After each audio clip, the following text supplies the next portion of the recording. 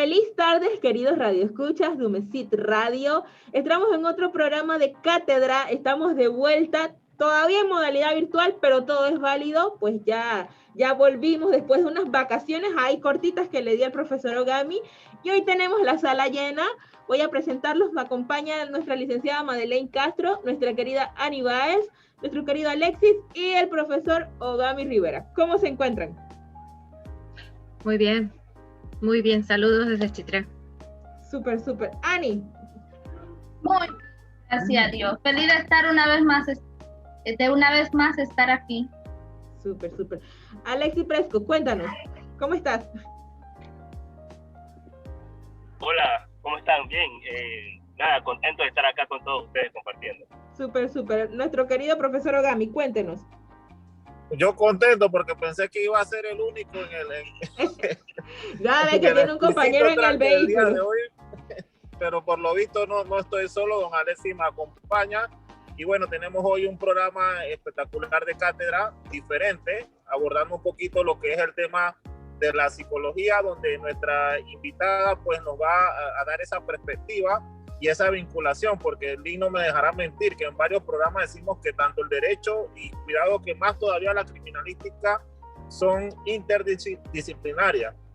Se tocan muchos temas y la psicología es uno de esos temas fundamentales en el ejercicio del derecho y en el ejercicio de la criminalística. Entonces, nuestra invitada el día de hoy nos va a apoyar en esa línea, con ese tema. Y de verdad que estamos agradecidos con la presencia. Lynn siempre se enorgullece cuando tenemos una invitada femenina, así que el día de hoy contamos con una invitada femenina, la doctora Madeleine, que nos va a estar acompañando en el programa del día de hoy. Así que en ese sentido, sin mayor preámbulo, le cedemos la palabra, profe, para que se presente tanto personal como profesionalmente y el público de cátedra pueda saber quién es la profesora Madeleine.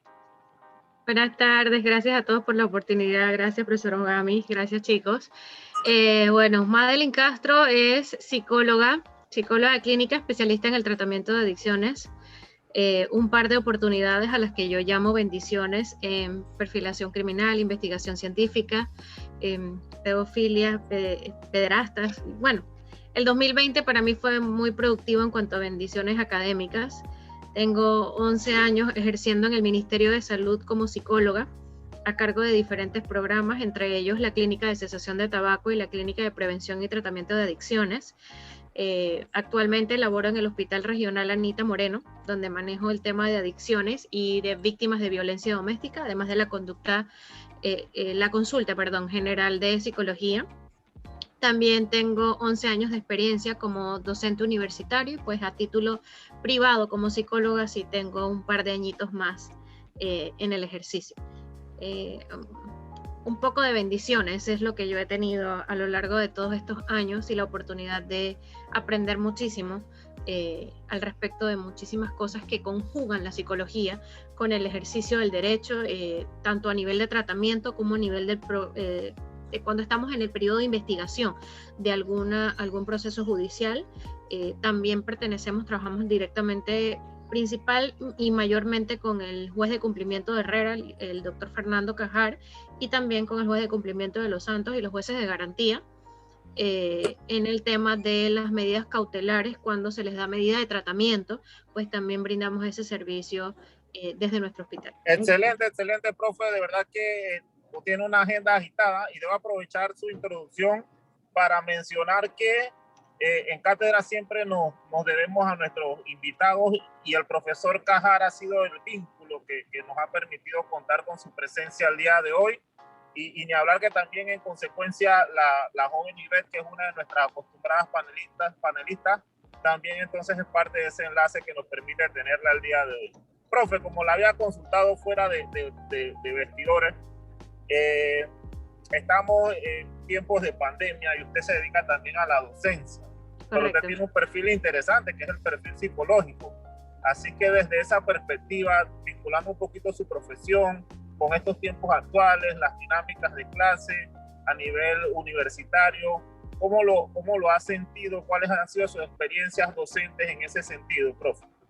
Bueno, profesor Ogami, chicos, bueno, todas las personas que están consultando el tema aquí en YouTube y que pueden revisarlo y volver a revisarlo. Es la magia del YouTube y lo que hemos descubierto durante este tema de pandemia y todo este tema de una u otra forma podemos llamarlo de hacinamiento.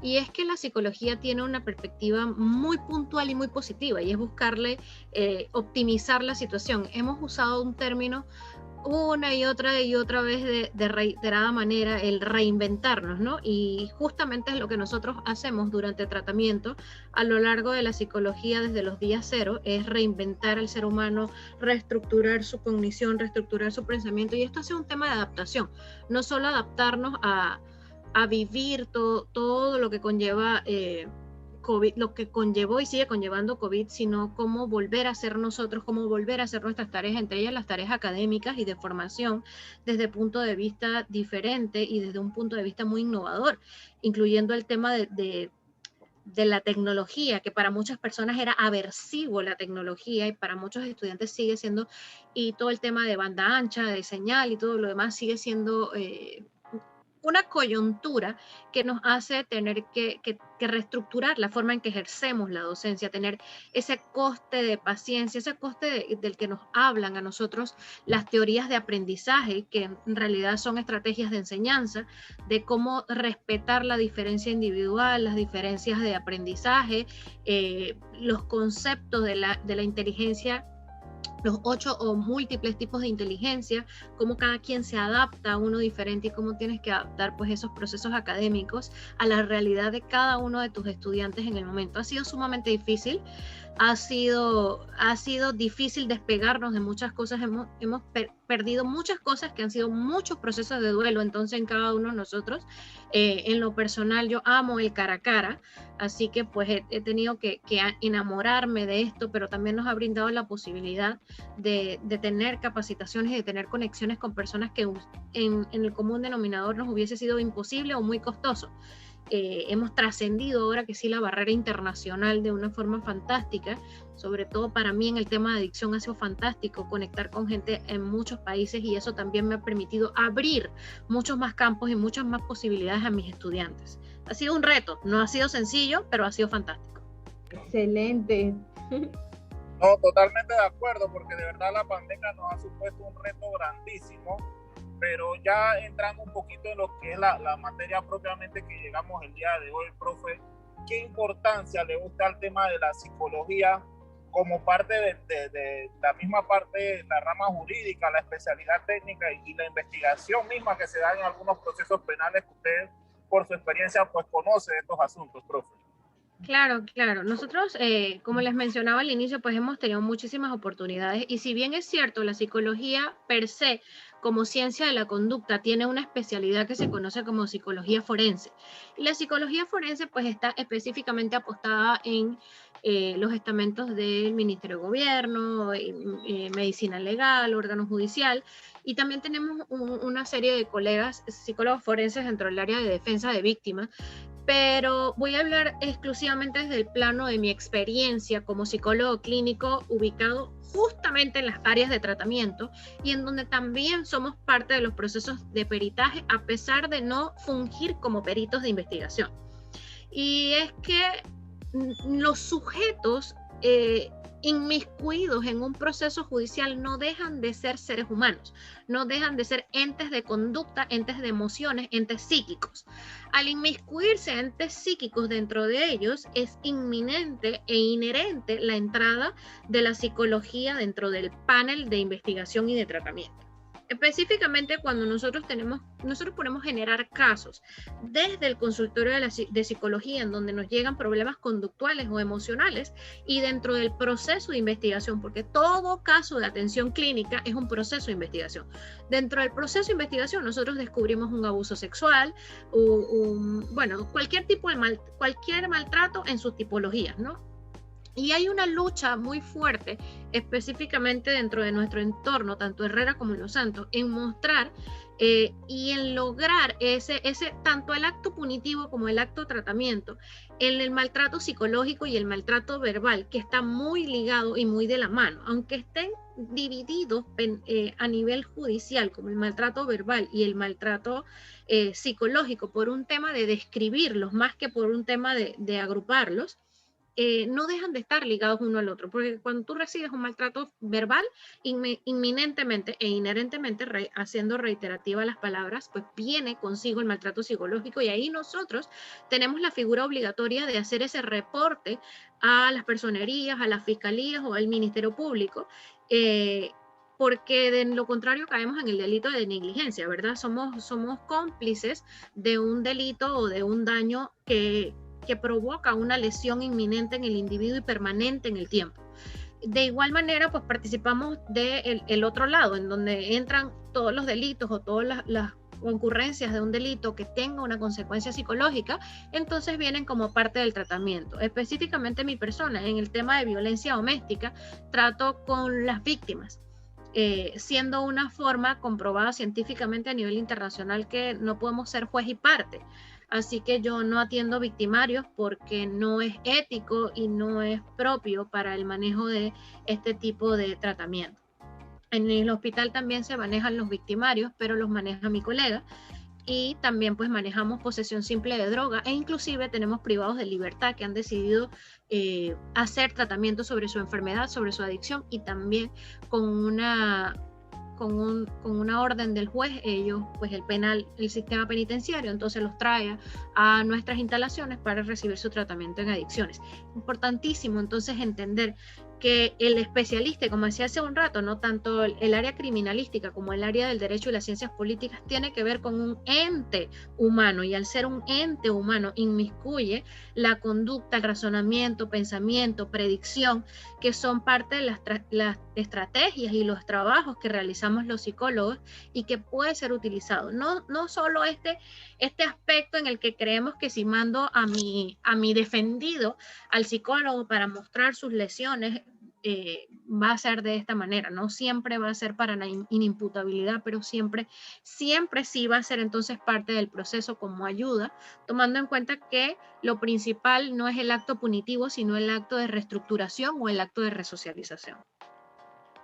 Excelente, profe. Profe, le voy a dar la palabra ahorita a mi compañero Alexis, y luego sigo yo como la voz del pueblo que tengo preguntas. Alexis, cuéntanos. Hola a todos. Hola, profe. Quisiera hacer una pregunta, escuchando todo lo que ha dicho, entendiendo que usted es su especialidad en la psicología clínica, como nos ha comentado, pero yo quisiera saber, dentro de su experiencia, cómo puede la psicología, tal vez la psicología social, ayudar en la creación de leyes que redunden en prevenir todos estos casos que le toca a usted ver y tratar. Mira, excelente, me encanta, vamos en la misma línea de pensamiento. Hay algo muy importante, y es que nosotros, si no mostramos evidencias de lo que tenemos, difícilmente vamos a poder pedir soluciones. Los psicólogos sociales pues están específicamente haciendo estudio de la conducta social, la conducta de la comunidad, y como adiccionista podría yo decirte que puedes traer tú a alguien, lo agarró la policía con su posesión simple, lo mandaron a tratamiento, pero todo esto viene de un entorno familiar, un entorno, el barrio, somos el entorno. El ser humano es muy holístico, no es unitario, yo siempre digo, no es el ermitaño de la montaña, ¿no? Vivimos en un ente que es el que se tiene que reestructurar. Yo trabajo acá, y bueno, eso sí lo hago a título privado. Yo trabajo acá con los deportistas en béisbol y en fútbol, el tema de destrezas y de mejorar sus estrategias en rendimiento, porque justo por lo mismo, no es solo entrenar físicamente, sino también entrenar mentalmente, concentración, manejo de la presión, manejo del estrés, manejo de la disfuncionalidad de la familia, porque muchas veces, y el alto porcentaje de las veces, la disfuncionalidad de la relación en el hogar lleva a los chicos a conductas de riesgo, a conductas disruptivas que luego resultan en algo que pues repercute negativamente en la sociedad. Y ahí entra entonces el estudio del psicólogo social. ¿Qué se requiere para hacer leyes, pues proponer y ser escuchados, ¿no? y también tener un poco de la gente que crea leyes, poder venir a nosotros y decir cuál es la realidad, qué es lo que realmente estamos viendo, tomando en cuenta que las soluciones siempre van en una bidireccionalidad y tiene un juego de perspectiva. Tú que estás creando leyes puedes ver las cosas desde un punto de vista, pero también es bueno ir donde los interactores a ver cuál es la realidad y cuáles son las recomendaciones. Entonces, mi punto de vista muy puntual es generar información. Y si tú vienes a nosotros como Ministerio de Salud, si vas a MIDES, si vas a la institución que quieras ir, inclusive a las fundaciones, vas a encontrar mucha información al respecto de nuestra realidad y lo que nosotros manejamos y nos encontramos en la sociedad. Y muchas veces caemos en esa insatisfacción de, pero es que las leyes, pero es que el país, pero falta ese trabajo que para mí es el más funcional, que es el trabajo interinstitucional, y realmente para nosotros en el tema de adicción ha sido sumamente funcional hacer este trabajo interinstitucional y multidisciplinario, uniendo, y si hablan con el juez Cajar, le va a decir, Madeline trabaja conmigo y yo no trabajo para el órgano, yo trabajo para el Ministerio de Salud, pero trabajamos en conjunto, trabajamos con Pandeporte, trabajamos con MIDES, trabajamos con todas las instituciones, e inclusive estamos empezando a trabajar con las escuelas privadas que están teniendo mucha demanda de chicos que están consumiendo sustancias ilícitas o sustancias reguladas como las pipas de agua, que son reguladas en nuestro país, y no saben cómo manejarlo. Entonces, como no hay muchos lugares donde acudir para el tratamiento y la prevención y el manejo de todos los temas de adicciones, ellos están trabajando directamente con nosotros. Entonces, a la larga, Alexis, pues el secreto es unirnos, ¿no? Bien dice el adagio pueblerino, la unión hace la fuerza. Claro que sí. Alexis, te robo la palabra y bueno, me hago la presentación porque el profe de mí ahorita va y viene, ¿no? Mi nombre es Liz Victoria, conocida aquí en el programa Cátedra como la voz del pueblo, porque yo pues tengo las preguntas que los radioescuchas pues que quieren y la parte de la interacción, ¿no? Nosotros hicimos como una pequeña encuesta de qué quisieran saber referente a este tema, y la primera pregunta es, y usted me dirá, pues sí, estoy en el cajón de bateo, mi amor, lanza. Ahí está. ¿Se da el acompañamiento psicológico en todos los casos penales? No, oye, yo diría que no, pero esa información no recae sobre mí. Exacto. No, yo trabajo para el Ministerio de Salud, pero sí se ha hecho grandes logros, realmente se ha hecho grandísimos logros. Para el año 2019, específicamente el 26 de agosto, nosotros estuvimos en una reunión en Ciudad Capital, justamente unificando el trabajo con el juez Cajar, en un programa que se llamaba Para Padres Separados, que en lo personal a mí me parecía fantástico y se une mucho a lo que la pregunta que hacía Alexis hace un rato, ¿no? Cómo trabajar. Mira, yo siempre suelo decir en terapia familiar a los pacientes, ¿por qué pelean más después que se divorcian? Si ustedes se separaron porque se peleaban mucho, porque no tenían una buena relación, entonces ahora porque siguen peleando. Entonces vamos a trabajar sobre eso, y lo que se buscaba era eso, ¿no? Hacer ese redireccionamiento de esos padres que empiezan un proceso de divorcio. E inclusive estuvimos hablando hace como un mes y medio con el doctor Cajar para proponerles realizar un proyecto como algo que aplican en Estados Unidos, y es que antes de presentar el divorcio las personas tienen que ir a una capacitación de padres separados, o sea, un entrenamiento formal, no una charlita, es un entrenamiento, porque en una charlita no se cambian conductas, se siembra semillas y se siembra el pensamiento, pero no se cambia conducta. Entonces es un tema de entrenamiento. Y otra situación que estamos trabajando hace mucho tiempo es indagando al respecto de todas las personas que son retenidas por la policía por los niveles de alcoholemia, que vayan realmente con nosotros a un programa de capacitación y para reestructuración, tomando en cuenta de que si ya la persona asistió a conducir bajo los efectos del alcohol y es reiterado, entonces estamos hablando de un uso problemático de drogas y ya recae sobre una dependencia química que requiere un tratamiento formal. Entonces sí se está haciendo muchas luchas desde este punto y la información que yo manejo. Pero yo diría, muñeca, que me atrevo a decir que no, claro que todos no somos muy pocos para abarcar. Y de repente a lo mejor hay casos que no son candidatos tan a fondo a la parte psicológica, ¿no? También es cierto. Dicen, otro que puede que también espérame, Ani, dame una más. Una más. Acá igual creo que va en la misma línea, pero para que quedemos claros, dicen que si se le da seguimiento al aprendido al estar cumpliendo la condena, las personas quieren saber si cuando la persona pues cae en prisión, en privado de libertad. Sí, aparte de cumplir su condena, también recibe la parte psicológica, ¿no?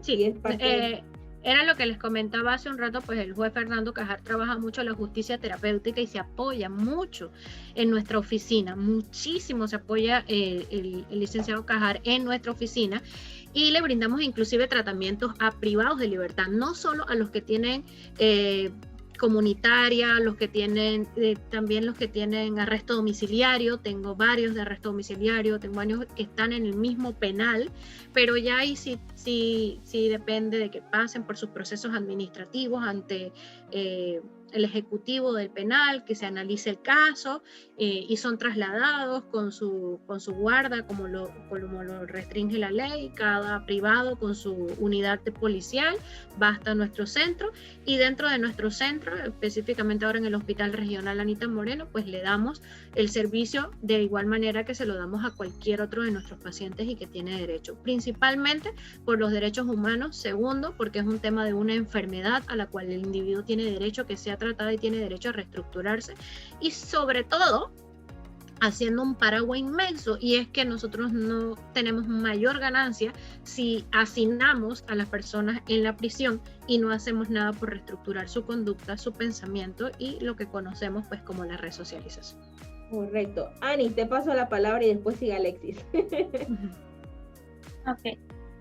Haciendo una retroalimentación de lo que usted ya mencionó antes sobre el hecho de las adicciones, sobre que trabaja con escuelas, eso quiere decir que es un tema que está afectando bastante a la población joven. O sea, hablamos de un rango de edad de personas que aún están en la escuela. También mencionó el hecho de los divorcios y todo eso. Sabemos que son cosas que la adicción es algo que está totalmente relacionado con la vulnerabilidad social. Y también cabe destacar que vulnerabilidad social no solo hablamos de personas pobres o en condiciones económicas inferiores, sino a un conjunto de varias cosas. Mi pregunta es, en ese asunto, en cuanto a la juventud, ¿qué tanto se está trabajando con la juventud? O hablando en sentido general, ¿qué tan jóvenes qué tanto están cayendo en la adicción? Porque antes, cuando una persona hablaba de que una persona era adicta, hablábamos de una persona quizás ya entre sus 18, 19, por ahí. ¿Conoce casos o qué tantos casos se conoce de personas, incluso menores de edad, que estén en la adicción? Tristemente quisiera decir que estamos bajitos en número, pero no. Y justamente por eso es que estamos trabajando tantas cosas y gestionando, ¿no? Porque, como les decía al inicio, pues la psicología tiene, aparte de ser tratamiento, conducta, tiene un trabajo muy fuerte en el tema de prevención.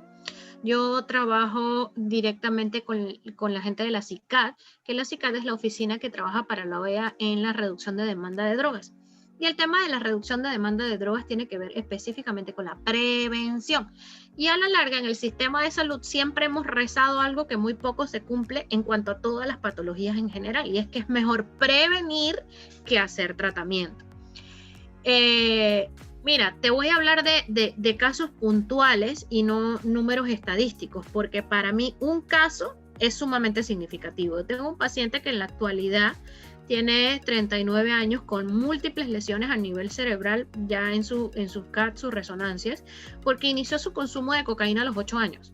Eso te da indicio más o menos de la realidad que nosotros tenemos actualmente si alguien que en la actualidad tiene 39 inició a consumir en los 8 años. Tengo varios menores de edad haciendo tratamiento tanto a nivel voluntario, que es demanda espontánea, como le conocemos en el MINSA, en el sistema de salud en general, y otros por orden judicial. Esto por un tema de legalidad, ellos acuden bajo la tutela del padre de familia, quien acepta que haga el tratamiento en adicciones, por un tema de que son drogas ilegales, ¿no?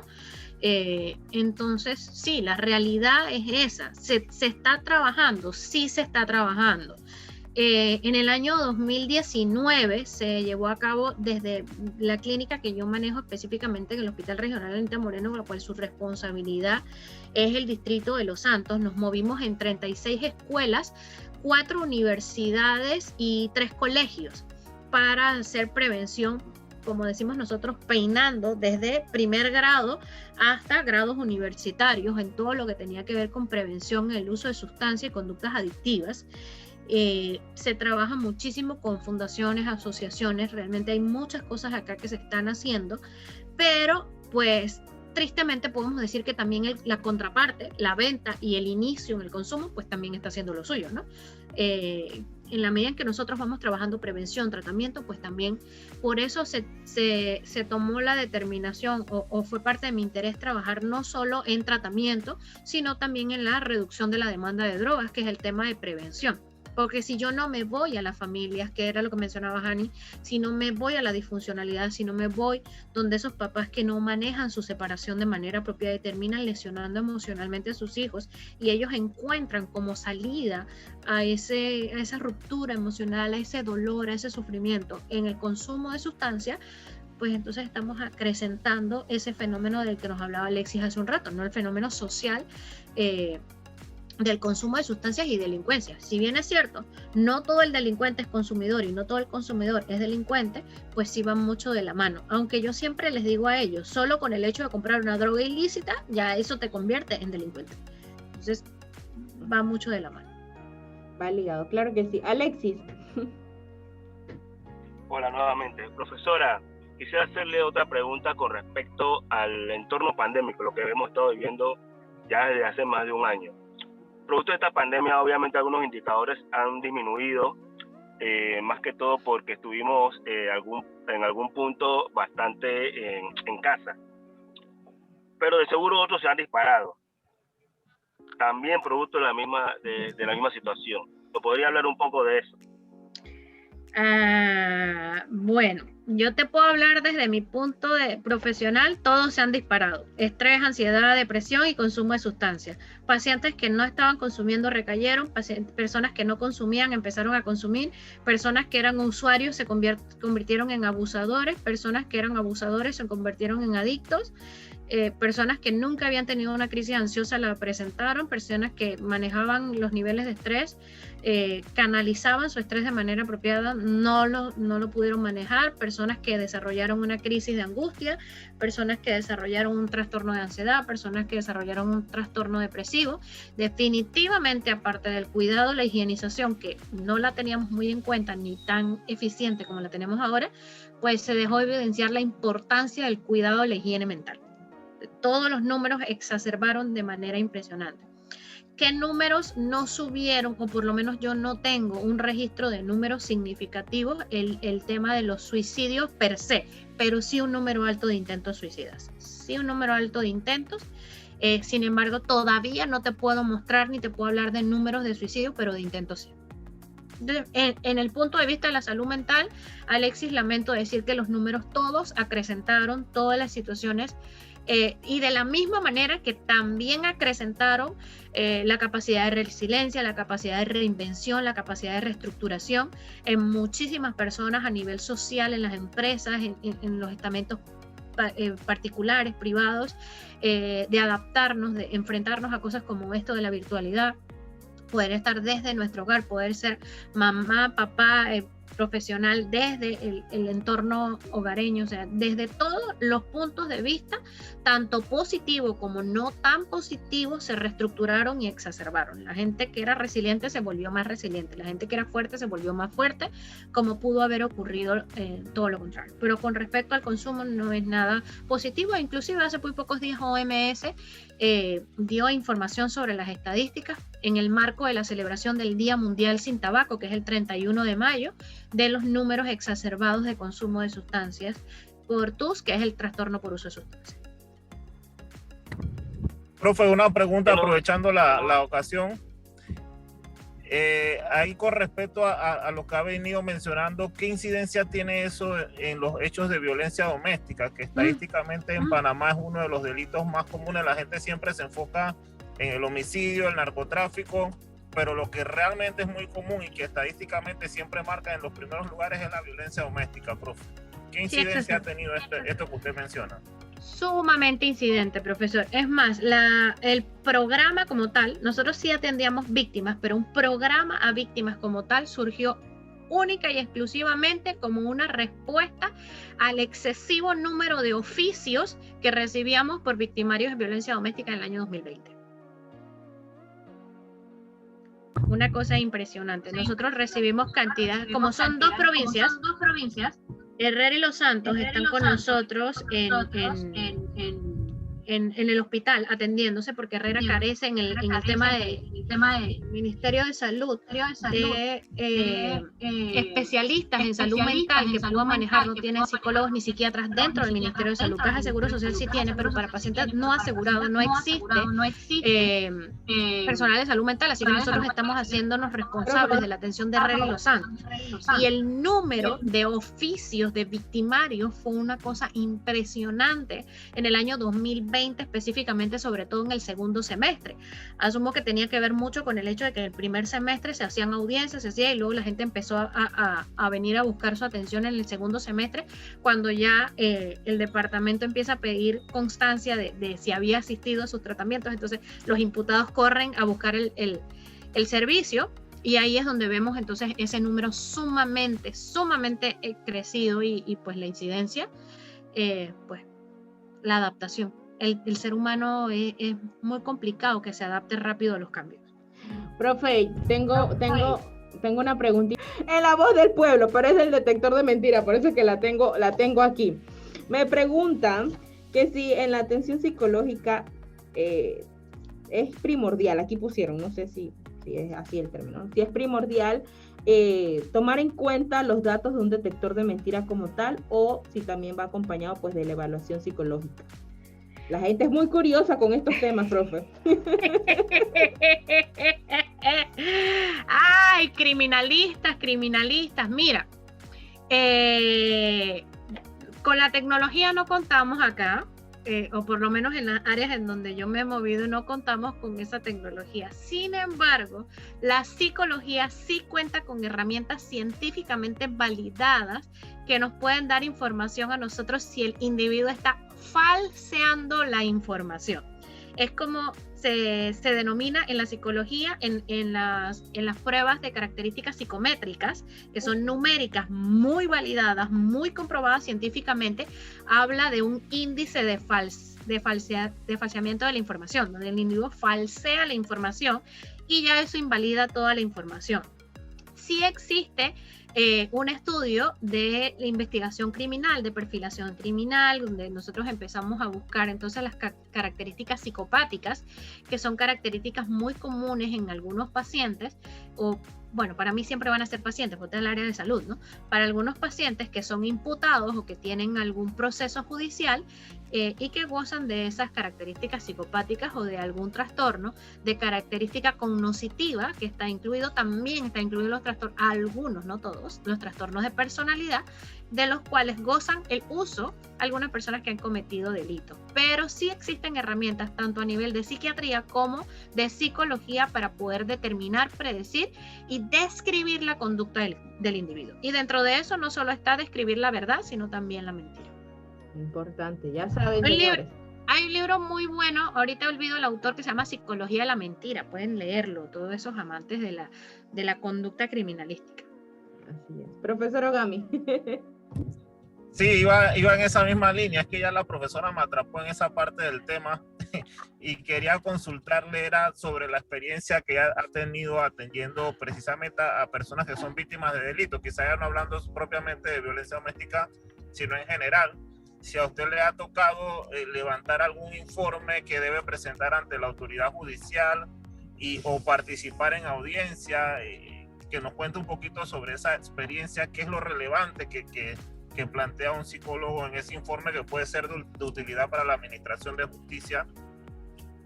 Ok, para la administración de justicia sí he tenido la experiencia, sí he recibido la bendición de aprender del proceso. tanto de presentar informe como de que el juez decida que no quiere un informe, sino una copia autenticada del expediente. Así que va toda la información tal y como se desarrolla, porque para efectos del sistema de salud, el expediente del paciente es un documento médico legal y se maneja con toda la legalidad posible.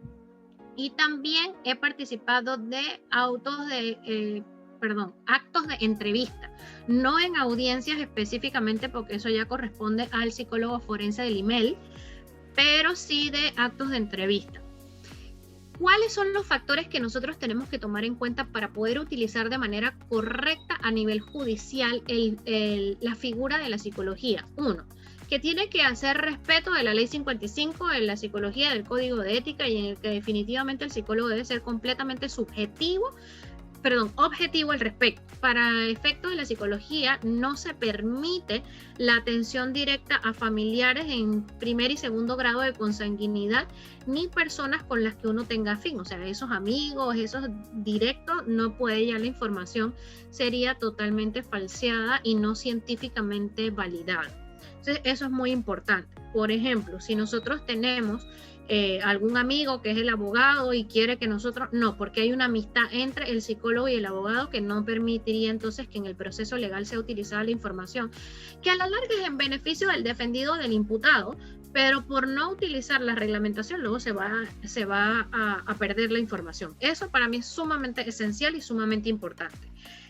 Lo segundo es que cuando hablamos de la medición que mencionábamos hace un rato y el tema de víctimas y medir, hay que ver hasta qué punto es víctima y hasta qué punto es victimización, porque hay cosas dentro de la conducta que son aprendizajes y que se quedan como un patrón permanente en el tiempo.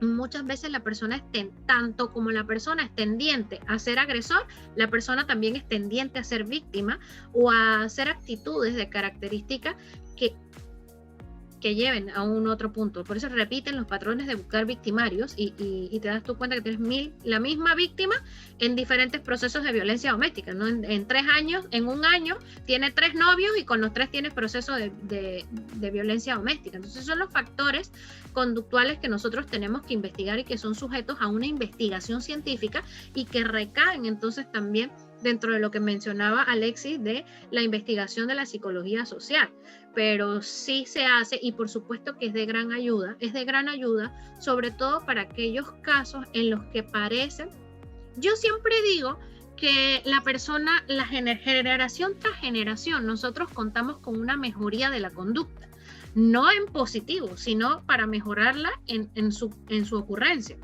Nosotros antes teníamos víctimas de violencia doméstica con el ojo morado hinchado. Ahora no, ahora los victimarios aprendieron a golpear en áreas donde no es visible.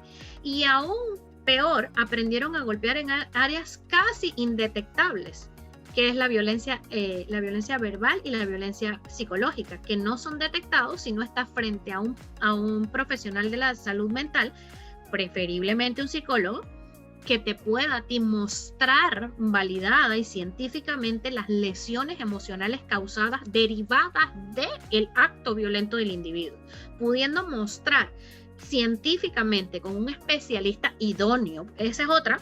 No vayan con el compañero que está estudiando psicología o el que se graduó, que acaba de recibir el título y todavía no es idóneo según el Consejo Técnico de Psicología, sino que tiene que tener una idoneidad para mostrar científicamente por un profesional que mi paciente ha sido agredido o violentado emocionalmente. De la misma manera en que también a veces las personas son víctimas, por ejemplo, cuando tienen demencias tipo Alzheimer, cuando tienen algún trastorno psicótico cognitivo, llámese las esquizofrenias, en las que el paciente no es propio para tomar decisiones, pacientes dependientes emocionalmente que son víctimas de violencia y son aferrados a su victimario y esta persona no están aptos para tomar decisiones sobre su vida y sobre su seguridad. Entonces, toda esta información puede ser utilizada en beneficio de la víctima y pues en su momento también en detrimento del imputado, porque aquella persona que sea un manipulador, mejor conocido textualmente como un psicópata adaptado,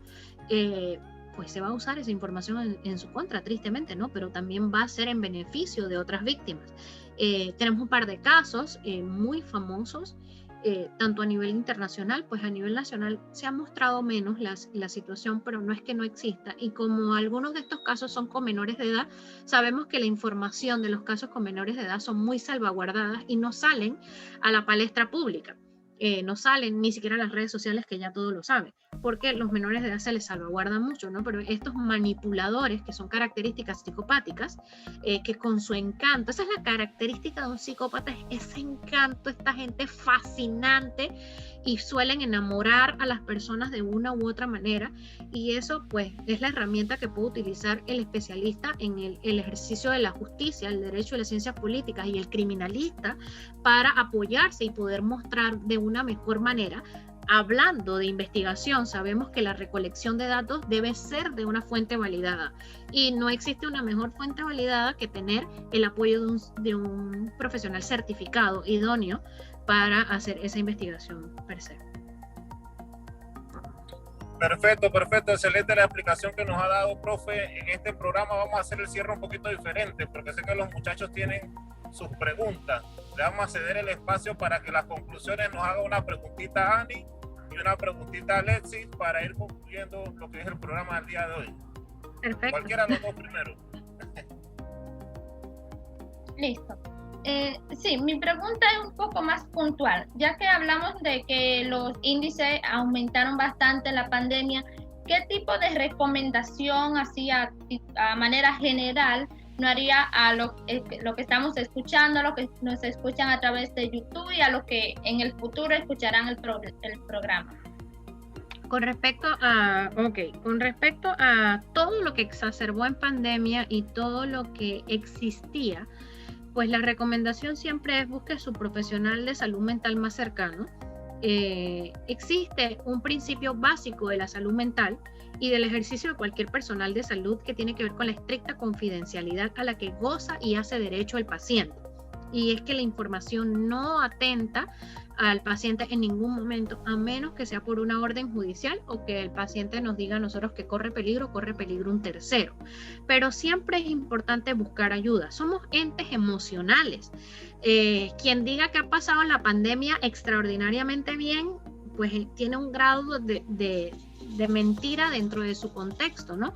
Porque sí han pasado con cosas fantásticas, y en lo personal soy quienes dicen que 2020 trajo cosas muy buenas a mi vida, sobre todo en el tema académico, pero también fue estresante, también fue hiriente, también fue doloso, y ese es solo uno de los ejemplos de las pérdidas que hemos tenido. Hemos tenido pérdidas emocionales, pérdidas físicas. Entonces mi recomendación puntual siempre es busca ayuda. Hay un montón de líneas de ayuda a pacientes, hay un montón de fundaciones. No ceses, ni descanses, ni desmayes a la hora de buscar una ayuda, siempre y cuando sea para tu beneficio. La ayuda no está definitivamente tras el consumo de sustancias, no está definitivamente en actos de delincuencia. Hay un montón de lugares donde puedes recibir ayuda y donde nosotros también podemos derivar a las personas para que reciban ayuda. Entonces el punto medular de todo es la búsqueda de ayuda, es que tú puedas levantarte y ser lo suficientemente resiliente para decir: hasta hoy llega mi sufrimiento, me voy a levantar y voy a buscar un lugar, o voy a buscar a alguien con quien hablar. Alexis. Hola, a Ani se le ocurrió la misma pregunta que yo, pero tengo otra porque tenía muchas. Profesora, para los estudiantes de Derecho, cuando nos interesa ser cada día mejores abogados, ¿cómo puede la psicología extendernos ayuda para ser mejores abogados cada día? Uy, de muchas maneras. Primero le piden mi teléfono al profesor Ogami y yo los asesoro. Bueno, primero, el autocuidado es lo principal. O sea, yo no puedo brindar ayuda a nadie si yo no estoy equilibrado física, emocionalmente. Es de la misma manera en que si yo no tengo la formación académica, si no he sido lo suficientemente responsable para estudiar, analizar y poder utilizar mi código penal, mi código civil, mi código procesal, mi código administrativo, la Constitución Nacional desde el momento cero, lo mismo tiene que ver con la estabilidad física y la estabilidad emocional. Lo principal es eso, estar ecuánime emocionalmente, sabiendo manejar las situaciones de presión, porque ser abogado siempre conlleva situaciones de presión, análisis fuerte y un esfuerzo mental, que para efectos del cuidado y la higiene de la salud, el cansancio mental tiene un pequeño conflicto, y es que usted se acuesta a dormir y el cerebro sigue trabajando. El cerebro trabaja desde el día 0 hasta el día último, hasta el último segundo. Entonces la higiene mental es sumamente importante. Y con respecto a casos que involucren emociones, agresiones, lesiones, pérdidas, pues siempre buscar el apoyo de un profesional de salud mental desde que inicia la contratación suya como abogado, por 2 razones. No solo por la que la utiliza la gran mayoría de los profesionales del derecho, de usar la probatoria de la lesión emocional, sino también por salvaguardar la emocionalidad y las consecuencias de las situaciones vividas por las personas implicadas en el proceso judicial. Excelente, excelente la respuesta, profe, y de verdad que por eso fichamos exclusivamente a Alexis en este programa, porque nos ha sorprendido con esa pregunta, de verdad que no me la esperaba, y muy buena para tema de cierre acá del programa del día de hoy. Y entonces le cedemos la voz a la voz del pueblo, las conclusiones del día, joven Lynn. La verdad que ha sido muy interesante, profe, y profe, nada más que ciérrame el micrófono que nos tiene feedback aquí, ahora sí. Profe, muy interesante, de verdad, el día de hoy, este programa tan nutrido. Yo creo que un enfoque totalmente diferente, porque también es la otra cara de la moneda, desde la parte legal, por decirlo de una manera, y cómo pues también se entrelaza como equipo multidisciplinario pues con el área de la psicología, que es excelente. Me quedo con algo positivo de este programa, que es la prevención. Y lo voy a decir que me llama mucho la atención, porque si uno lo pone en la realidad del día a día, uno dirá, a la licenciada Madeleine no le conviene que no existan estos casos, porque de eso trabaja. Pero esto va más allá de la parte humana, en la que uno de verdad quisiera pues que los casos bajaran, que los problemas clínicos también, porque la verdad es que yo sé que la profesora Madeleine se entrega en cada uno de los casos pues que les toca, y que también pues parte de todo es prevenir, y pues siempre dar ese acompañamiento, no solamente desde la parte legal, sino también desde la parte de salud. Entonces, profesora Madeleine, le dejo el espacio para palabras de cierre y para entonces despedirnos de este programa Cátedra. Bueno, muñeca, yo pertenezco al selecto grupo de psicólogos que deseamos que no existan los psicólogos, por el simple hecho de que nosotros trabajamos día a día en un número muy significativo de casos con el dolor de las personas, y en lo personal Madeleine Castro considera que el ser humano está dentro del entorno no para sufrir, sino para ser feliz, y me encantaría que los psicólogos estuviéramos apostados en el mundo trabajando solo entrenamiento y no tratamiento. Mira, es muy importante que nosotros como entes personales nos demos cuenta de la gran importancia que tenemos a nivel emocional y a nivel físico, poder entregarnos un poquito de afecto, un poco de emoción, emociones positivas, y el autocuidado de las situaciones, entender que manejamos situaciones muy difíciles, que las situaciones legales siempre son tirantes, pero hay que conectarse con esa emoción de la persona que necesita, la persona que está perdiendo, la persona que se encuentra herida. Cuando surge el orgullo, y cuando surge, yo siempre digo que en los juzgados el amor se esconde porque le da miedo, y tú ves estas peleas, estos tiraderos y este montón de cosas, cuando hay actos violentos, pues nosotros tenemos no que justificar muchas cosas, es cierto, pero sí entender la condición de las lesiones y trabajar porque las personas no tengan ese montón de lesiones acumuladas y puedan salvaguardarlas, y sobre todo cuando hablamos de criaturas inocentes como niños y adolescentes que están en formación y que muchas veces son lesionados, y permanecer en esa lesión trae un deterioro inminente y evidente a la sociedad.